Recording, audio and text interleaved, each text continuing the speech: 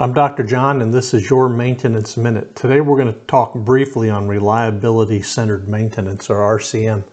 I ask my classes sometimes, I ask them, what is reliability-centered maintenance?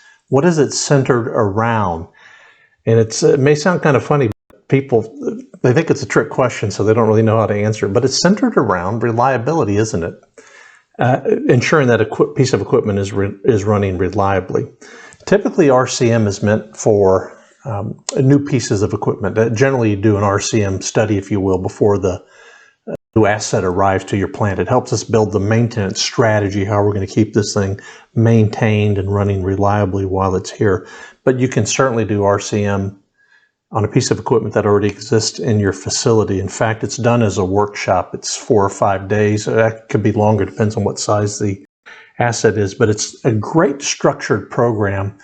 And I have to warn you, it's not for, I tell my clients, it's not for the weak of heart. If you really want to do an RCM workshop, you need to be really sold on it, because it's going to be a sort of a soul-bearing process. And we take a piece of equipment, we look at primarily what the function of the asset is. And this is probably one of the hardest parts, is coming to some agreement about what the asset's really designed to do. What is it functioning? I'll give you an example of a function. So let's take a pump, for example. What is the function of a pump? Many people say, well, it's the pump stuff. That's their function of a pump. A function of a pump, or a pump rather, has 3 primary functions. One is say it's a liquid pump, is to displace liquid from point A to point B. The next one, function, is under certain pressure. We need this pressure for it to function, right? And then also under certain flow, or gallons per minute. So the function of the asset, in this case it's a pump, is to displace liquid from point A to B under a certain flow, under certain pressure.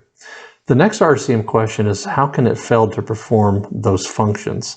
And then the third question in this RCM workshop, what are the failure modes that lead to that functional failure? And then the fourth question is, what causes these failure modes? So we're really starting to, again, to bare our souls, because we're learning more about our equipment than we thought we'd ever need to know. But what comes out of an RCM workshop is a real solid strategy about, here's what the equipment does, here's what all the components do, here's what their functions are, here's how we can keep them performing, or here's what we can do about it.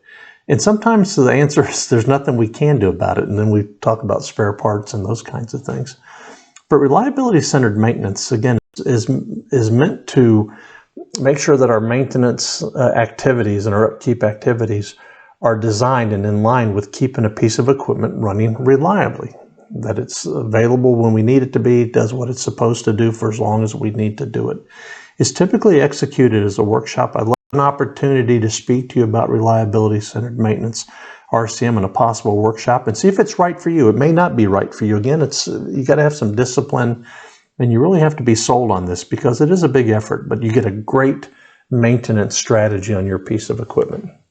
I'm Dr. John, and this has been your Maintenance Minute.